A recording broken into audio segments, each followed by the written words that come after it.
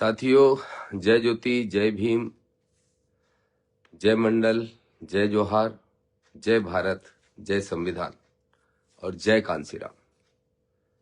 साथियों, जैसा कि आप सभी को मैंने मैसेज भेजा था, आप सबको जानकारी है, कल मानवर कांसीराम साहब की जयंती है और मैंने वादा किया था आप सभी साथियों से कि बहुत महत्वपूर्ण विषयों पर बातचीत करने के लिए मैं जयंती की पूर्व संध्या पे आप सबसे मुखातिब होने का काम करूंगा। मेरे साथियों, सबसे पहले तो महापुरुषों को मैं प्रणाम करता हूं, सभी महापुरुषों को, और महापुरुषों को प्रणाम करने के साथ साथ मानवर साहब कांसीराम जी, जो कि इस देश के अंदर सिर्फ दलित भाइयों के लिए ही नहीं बल्कि खास तौर पर पिछड़ों के लिए, आदिवासी भाइयों के लिए भी एक तरह से आप कह सकते हैं कि राजनीतिक रूप से लोगों को जागरूक करने वाले सबसे महान पुरुष सामाजिक क्रांति के नेता के रूप में उभर के आए थे, जिन्होंने इस देश के लोगों को ये बताया कि राजनीति वो मास्टर की है जो हर ताले में लग जाती है।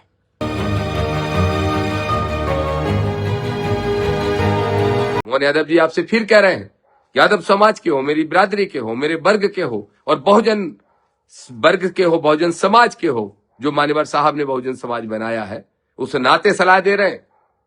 आपको तो वो कह रहे जाके भैंसे चराओ, हम नहीं कह रहे भैंसे चराओ, हम कह रहे शासन चलाना है तो चलाओ, लेकिन हमारी आबादी के हिसाब से हमें हक देने का काम कर दो। ये हमारी आपको समझाइश है। मोदी जी को भी यही समझाइश है और आपको भी ये समझाइश है। दोनों की जाति दिखाने का काम उन्होंने कर दिया, चाहे यूजीसी का मुद्दा रहा हो और चाहे आरक्षण का मुद्दा रहा हो। यूजीसी पे भी हमारा बिल्कुल सख्त और साफ स्पष्ट रोक है कि यूजीसी बदले हुए नियमों के साथ ही लागू हो और जल्द से जल्द हो। मैं तो कोर्ट से भी अपील करूंगा, उसको बहुत दिनों तक खींचने की आवश्यकता नहीं। पूरे देश के अंदर वर्ग संघर्ष की स्थितियां बन रही, एक सुरक्षा कवच हमारे बच्चों को मिला है, हर हाल में यूजीसी के नियम लागू होना ही चाहिए। इसके साथ साथ मैं 2-3 विषय और साथियों आपके बीच में कहना चाहता हूं। धार्मिक आरक्षण एक बहुत गंभीर मुद्दा है। किसका ठेका है, किसने कब्जा कर रखा है और धार्मिक आरक्षण है क्या, किसको मिलता है? 3% लोगों को 100%, 3% लोगों को 100%। सोचिए जरा, 3% लोग पूरे देश की धर्म के ठेकेदार हैं, हिंदू धर्म के ठेकेदार हैं। छोटा मंदिर हो, बड़ा मंदिर हो, सरकारी मंदिर हो, प्राइवेट मंदिर हो, मठ हो या बड़ा कोई तीर्थ स्थल हो, किसका कब्जा है? तुम्हारा क्यों नहीं? यादव जी, गुर्जर साहब, कुशवाहा साहब, पाल साहब, लोधी साहब, गुर्जर साहब, दांगी साहब, जाट साहब, तुम्हारा क्यों नहीं? केवट साहब, तुम्हारा क्यों नहीं? कुर्मी साहब, तुम्हारा क्यों नहीं? अरे हमारे 80 के भाई तो कब तक इस नशे से बाहर निकल चुके हैं और हमारे आदिवासी भाई भी अंगड़ाई भर रहे हैं। तुम कब तक सोते रहोगे? अगर तुम सो रहे हो तो दामोदर एज ए हिंदू यादव हूं ना, तो भगवान श्री कृष्ण का वंशज भी कहलाता हूं। हमारे ग्रंथ तो यही बताते हैं।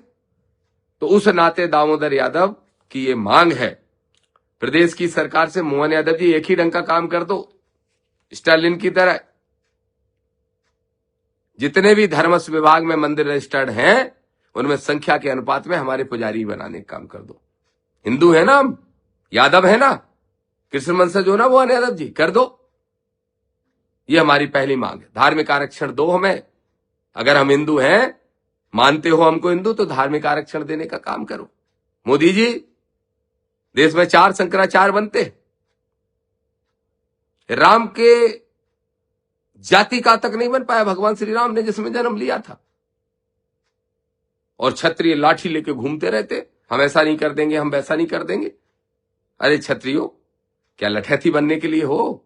एक शंकराचार्य तो बना लो अपना। क्या साधु संत नहीं है क्षत्रिय समाज में एक भी कोई ढंग का? क्या कुशवाहा में नहीं है, लोधी में नहीं है, पाल में नहीं है, दागी में नहीं है, रावत में, कुर्मी में, केवट में नहीं है क्या? सेन साहू समाज में नहीं है क्या? क्या याद वो में नहीं है?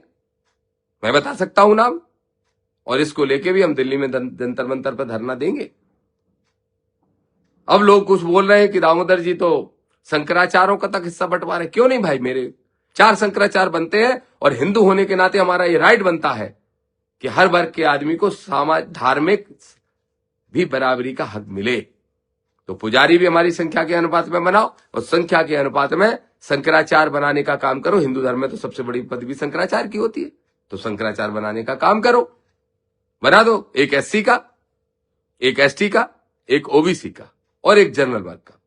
और मैं तो कहूंगा जनरल वर्ग में जो भगवान श्री राम के वंशज है वो अभी तक नहीं बने, बना दो। तो क्या सिर्फ लाठी उठाने के लिए और मूर्ख बनाने के लिए है? ठेका किसी एक ही का रहेगा? नहीं भाई, किसी एक का ठेका नहीं हो सकता। तो धार्मिक आरक्षण के लिए भी हम लड़ाई लड़ने वाले हैं, ये भी हम संकल्पित हैं। एज ए हिंदू सबसे पहले अपने धर्म को ही ठीक करने का प्रयास करेंगे, और अगर वो ठीक नहीं करने दिया फिर हम सोचेंगे हमें क्या करना है। इसके साथ साथ मेरे साथियों, राजनीतिक आरक्षण, अरे मेरे ओबीसी के भाइयों, तुम्हारी स्थिति है क्या? हमारे एससी के भाइयों के लिए, एसटी के भाइयों के लिए तो सीटें आरक्षित हैं विधानसभा लोकसभा की, और तुम्हारे लिए सिर्फ सरपंच और पार्षद तक तुमको सीमित कर दिया गया। क्यों भाई, क्यों? कौन सी भांग खा रखी है? हम आपस में बैठते हैं तो कहते हैं ओबीसी ने आडंबर पाखंड की भांग खा रखी है। अगर उससे निकल आए और अपने राजनीतिक हक अधिकारों को समझने लगे तो सब मिल जाए उसको। तो राजनीतिक आरक्षण भी हमारा एक बहुत महत्वपूर्ण मुद्दा है। लोकसभा के अंदर और हर राज्य में विधानसभा के अंदर जिस तरह से एससी एसटी के लिए सीटें आरक्षित हैं, हमारे लिए क्यों नहीं भाई? सोचो मेरे मध्य प्रदेश के साथियों, आप ही सोचो, सदन के अंदर, लोकसभा के अंदर आपके सांसद होने चाहिए 300 से ज्यादा, और 138 हैं ओबीसी के लोगों, 138। तो बाकी कौन है? कौन हक खा रहा है तुम्हारा? एससी एसटी की सीटें तो ऑलरेडी रिजर्व हैं, उतनी ही देते हैं उनको, तो बाकी कौन हक खा रहा है? इस मध्य प्रदेश के अंदर जब तुम्हारे सिर्फ 64 कितने विधायक हैं, तो बकाया के 70 कहां चले गए? कौन खा गया? जो तुम्हारा हक खा रहे, तुम उन्हीं के सामने हाथ जोड़ के खड़े हो। तो एक लड़ाई इस मुद्दे पे भी पूरी ताकत से लड़ते हैं। आज साहब के सामने साक्षी मान के बोल रहे हैं, कांसीराम साहब के, यही उनका सपना था कि बहुजनों को उनका हक मिले।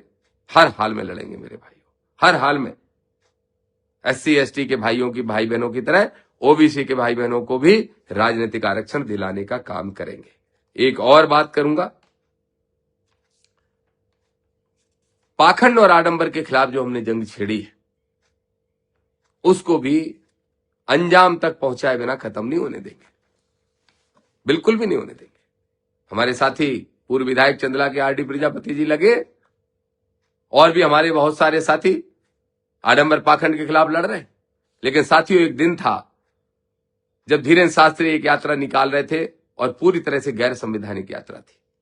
हर न्यूज चैनलों पे दिन भर से वही खबरें चल रही थी, पूरा माहौल देश में बनाया जा रहा था। प्रधानमंत्री जी के मुंह बोले छोटे भाई जो है, वो अलग बात है कि प्रधानमंत्री जी को जब जातिगत गालियां दी गई तब वो चुप रहे, तब नहीं बोले कि तेली तमोरी मत बोलो हमारे भाई को, तब नहीं बोले।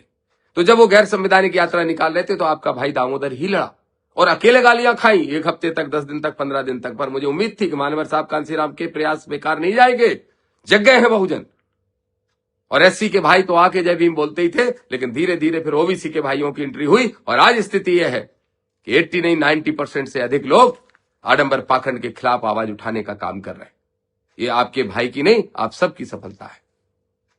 लड़ेंगे इस लड़ाई को, पहुंचाएंगे अंजाम तक, हर हाल में लड़ेंगे। अभी मैं गया था बुंदेलखंड, फिर जा रहा हूं, फिर से प्रोग्राम बन रहा है। अब युवाओं से मुखातिब होने के लिए जा रहा हूं। युवा सम्मेलन छतरपुर में भी करने वाले हैं, सागर में भी, टीकमगढ़ में भी, निवाड़ी में भी, दमोह में, पन्ना में। बुंदेलखंड की धरती को वीरों की धरती कहा जाएगा, संविधान की धरती कहा जाएगा। और मेरे भाइयों, इस बात को यकीन मानो कि बुंदेलखंड के अंदर अगली बार मनुवादियों के राजनीति में सफाया कर देंगे, सफाया। इसलिए फिर से जा रहा हूं, तैयार रहें। वो लोग खासतौर पे जो संत का चोला ओढ़ के दिन भर बकवास करते हैं, ये धीरेन्द्र शास्त्री जरा बताओ, बहुत छोटे हो मुझसे उम्र में, ये कौन सी भाषा है? किसने हक दे दिया तुम्हें इस हिंदू धर्म को बदनाम करने का, उसके संत कहलाने का, कथावाचक बनने का? क्या मच्छी से भाषा बोलते हो कि हमारे आश्रम में तो लौंडे लौंडियाबाजी करने आते हैं? अभी तक तो गालियां देते थे, अब तो महिलाओं का अपमान, बच्चियों का अपमान, प्लॉट खाली और कोई भी कब्जा कर लो। ये क्या भाषा है? चलो कम से कम एक बात स्वीकार तो तुमने कर ली भाई धीरेन्द्र शास्त्री जी, मेरे छोटे भाई। आप सब देखो मेरे देश के भाइयों, मध्य प्रदेश के नहीं पूरे देश के भाइयों, देखो पर्ची वाले बाबा की असलियत उनके मुंह से निकल गई कि हमारे आश्रम में तो लौंडे लौंडियाबाजी करने के चक्कर में आते हैं, माल खाने के चक्कर में आते हैं। वाह, माल किसको बोला भाई? पूड़ी को बोला है कि हमारे देश की सम्मानीय बच्चियों को, महिलाओं को बोल रहा है? और क्या है ये लौंडियाबाजी? और वास्तव में इसके लिए आते हैं तो फिर काय का आश्रम खोल रखा है? झूठे आश्वासन देने का, फुल नौटंकी करने का। भाइयों लड़ेंगे आडंबर पाखंड के खिलाफ भी, ये भी साहब को साक्षी मान के आज फिर संकल्प ले रहे हैं। ये सारे संकल्प पूरा करूंगा, जब तक जीवित रहूंगा तब तक लड़ता रहूंगा, मरने के बाद नहीं पता। हाँ, लेकिन जीवित रहते रहते इतने मेरे नौजवान भाइयों के अंदर जागृति पैदा करके जाऊंगा। साहब कांसीराम जी का वंशज हूं, मेरे वैचारिक रूप से वो पुरखा हैं। हर हाल में पैदा करके जाऊंगा कि मेरे साथियों लड़ सको पूरी ताकत के साथ। एक दामोदर मरेगा 1 लाख पैदा होंगे, एक चंद्रशेखर आजाद मरेगा 1 करोड़ पैदा होंगे। ये हम लोगों का प्रयास है। इसलिए हर हाल में इस ताकत को बढ़ाने का काम मेरे साथियों करना है। एक बात और कहूंगा, 1-2 बातें कह के अपनी बातें समाप्त करूंगा। कल एक कार्यक्रम हुआ लखनऊ में, कांसीराम साहब की जयंती के ही उपलक्ष्य में कर रहे थे। एक बड़ी पार्टी ने, देश की सबसे बड़ी पार्टी ने, और वो सबसे बड़े देश के जो नेता हैं उस पार्टी के, विपक्ष के leader of opposition Rahul Gandhi ji. वैसे तो मैं उनका सम्मान करता हूं, लीडर अपोजिशन है, लीडर अपोजिशन का सम्मान होना चाहिए उस नाते। लेकिन बड़ा आश्चर्य लगा मुझे जब वो अपने भाषणों में कह रहे थे, राहुल गांधी जी आप कह रहे थे कि नेहरू जी के साथ कांसीराम जी होते तो किसी न किसी स्टेट के मुख्यमंत्री होते। इतना छोटा आंका है आपने कांसीराम साहब को। अगर उन्हें स्टेट का मुख्यमंत्री बनना होता तो उत्तर प्रदेश का कब के बन चुके होते, देश के सबसे बड़े राज्य का। ना उन्हें मुख्यमंत्री बनना था, ना उन्हें प्रधानमंत्री बनना था, प्रधानमंत्री का पद तक छोटा लगता था। और आपके पूर्वजों ने भी और मुख्य दूसरे दल ने भी, जो मनुवादी दल है, उन सब ने सब तरह के लालच कांसीराम साहब को दिए हैं, लेकिन उन्होंने कोई लालच में नहीं आए। उन्होंने कहा बहुजनों को जगाना ही मेरे जीवन का सबसे बड़ा मकसद है। राहुल जी क्या बात कर रहे हो आप?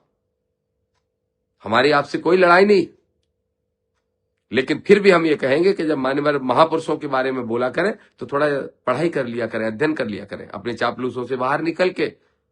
मान्यवर कांसीराम साहब मुख्यमंत्री होते, ये आपको ये कहते हुए बड़ा गर्व महसूस हो रहा है। अरे कांसीराम साहब 10 साल और जिंदा रह जाते तो 10 राज्यों में खुद ही मुख्यमंत्री उनके होते। उत्तर प्रदेश में तो उन्होंने बना ही लिए थे, 1 बार नहीं तो 4 बार, और 1 बार मैं वो भी मानता हूं माननीय मुलायम सिंह जी और वो मिले तब भी। दूसरा मैं सुन रहा था, वही साहब कह रहे थे ये संविधान बाबा साहब का संविधान, ये संविधान गांधी जी का संविधान। बाबा साहब का संविधान बाबा साहब का संविधान है। मैं ये नहीं कहता अकेले बाबा साहब की भूमिका रही, लेकिन सबसे बड़ी भूमिका बाबा साहब की रही। और इसलिए आपने, आपके पूर्वजों ने, पुरानी सरकारों ने, सबने ये माना कि भारत के संविधान के निर्माता बाबा साहब है।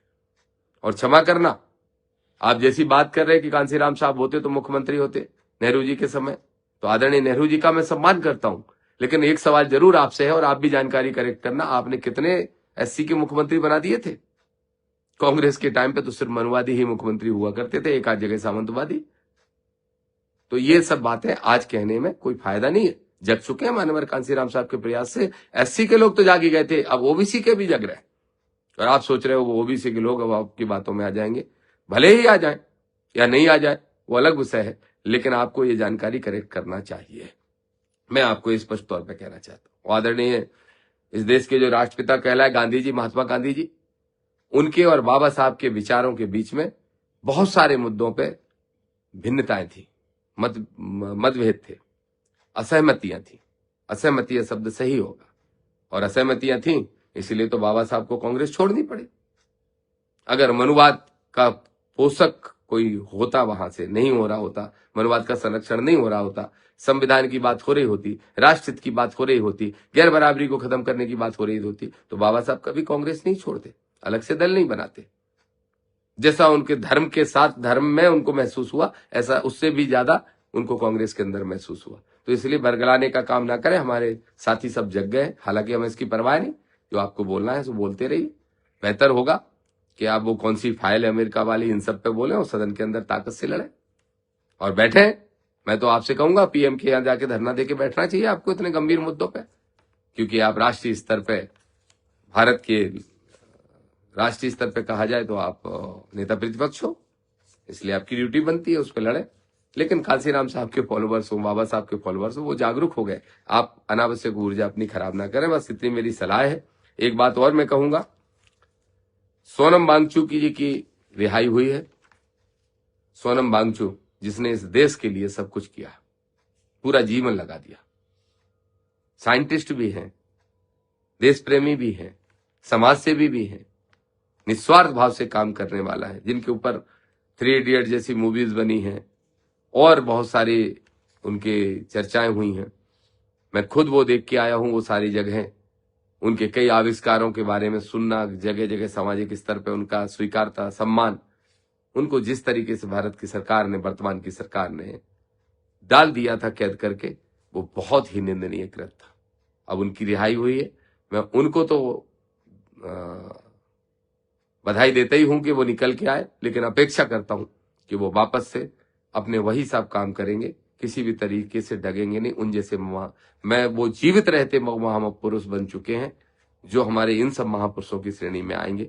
मैं सोनम वांगचुक जी का पूरा सम्मान करता हूं और उम्मीद करता हूं कि वो वही लड़ाई लड़ेंगे, और उम्मीद करता हूं कि अब उनको अगर टारगेट किया जाए तो कम से कम अभी जो नेता नहीं बोले, सारे राजनीतिक दल के नेताओं को उनके लिए लड़ाई लड़ना चाहिए। इस देश के पूरे युवाओं की आस्था, विश्वास सोनम वांगचुक जी के अंदर है। बस एक आखिरी बात कह के अपना आज का लाइव समाप्त करूंगा। मेरे साथियों, मैंने जो कहा, जिसकी जितनी संख्या भारी उसकी उतनी हिस्सेदारी, ये मूल मंत्र है दामोदर के लिए। मंडल कमीशन की सिफारिशें तो लागू करवाना ही है, लेकिन संख्या के आधार पर लोगों को हक दिलाना, ये पहली प्राथमिकता है। और इसकी लड़ाई सड़कों पर लड़ेंगे, सदन में लड़ेंगे, अपने लोगों से लड़वाएंगे, लेकिन घर में भी, घर के बाहर भी, चाहे मेरी पार्टी हो, चाहे मेरा संगठन हो, हम तो मान्यवर साहब कांसीराम जी के फॉलोवर हैं ना, और जब साहब के फॉलोवर हैं तो कथनी और करनी में फर्क नहीं होगा। और हमारा कोई साथी करेगा तो मैं उसको समझाऊंगा, और नहीं समझेगा तो दोबारा समझाऊंगा, फिर भी नहीं मानेगा तो फिर निश्चित रूप से उजागर करूंगा कि कथनी करनी में फर्क नहीं होना चाहिए। और 52% आबादी ओबीसी की है, और एससी, ओबीसी और एसटी मिलके 88% से ज्यादा हो जाते हैं मेरे हिसाब से। तो इसी तरह की भागीदारी पार्टी में, संगठन में, दूसरे संगठनों में, सब जगह, और घर परिवार में भी महिलाओं को बराबरी का सम्मान, बराबरी का हक, इसके लिए लड़ाई लड़ने का काम करेंगे। एक चीज मैं देख रहा था, बाराबंकी में कल आदरणीय सांसद जी भाई चंद्रशेखर आजाद जी की सभा होने वाली है। बकवास कर रहे हैं कुछ लोग, वही मुट्ठी भर जिनकी संख्या इतनी है, ऐसे गिन लो, ऐसे गिन लो, ऐसे गिन लो, वही बकवास कर रहे हैं। वही जिन्होंने सब कुछ दे दिया जब मुगलों ने शासन का लालच दिया, वो कह रहे हैं घुसने नहीं देंगे, टांगे तोड़ देंगे। देखो, फेमस होने के लिए जरूरत से ज्यादा मत बोलो, हैसियत नहीं है, औकात नहीं है, और कहोगे कि कह रहे हो कि नहीं घुसने देंगे। मैं तो उत्तर प्रदेश की सरकार से भी सवाल पूछता हूं, इतनी लेट अनुमति क्यों दी? क्यों हमारी पार्टी के लोगों को, वहां कार्यकर्ताओं को संघर्ष करना पड़ा? मेंबर ऑफ पार्लियामेंट, वो भी ऐसा मेंबर ऑफ पार्लियामेंट आदरणीय चंद्रशेखर आजाद जी, कि जो देश में बहुजनों की लड़ाई पूरी ताकत से लड़ने का काम कर रहे हैं, और उनको रोकने की बात कर रहे हैं। ए मुट्ठी भर लोगों, ए नकली लाठी वाले लोगों, सुनो, ध्यान रखो, अहीर, गुजर, जाट सब तैयार हैं आदरणीय भाई चंद्रशेखर आजाद जी के साथ लड़ने के लिए। सिर्फ जाटा भी नहीं, अरबारी नहीं, सिर्फ ऐसी ही नहीं, तुम्हारी लाठी का जवाब हमारे पास है। हम तो संविधानिक लोग हैं, और अगर इच्छा हो तो बोलो, मैं भी आ जाऊं। देखें कौन बकवास कर रहा था किसी एक हिंदूवादी नेता की पार्टी में कि चंद्रशेखर आजाद गंदी नाली के कीड़े हैं, दामोदर यादव और चंद्रशेखर आजाद आके दिखा दे, भूस भर देंगे। तुम क्या बुझ भरोगे?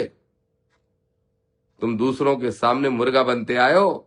इस देश में जो आक्रांता आए उनके सामने लड़ाई फड़ाई का रिकॉर्ड नहीं है तुम्हारा। गलतफहमी मत रहो, मुंह नहीं लगाते इसलिए नहीं बोलते। भाई चंद्रशेखर आजाद जी कल बाराबंकी आएंगे और मेरी अपील है बहुत जोरदारी के साथ उनकी उस रैली को सफल करने का काम करें। इसके साथ साथ 22 तारीख को हरदा में भी मैं जा रहा हूं। हरदा में भी एक इन्हीं लोगों ने जो आज भाई को रोकने की बात कर रहे हैं, चंद्रशेखर आजाद जी को, इन्हीं लोगों ने हरदा में भी कुछ दिन पहले बहुत बकवासबाजी करने का काम किया था।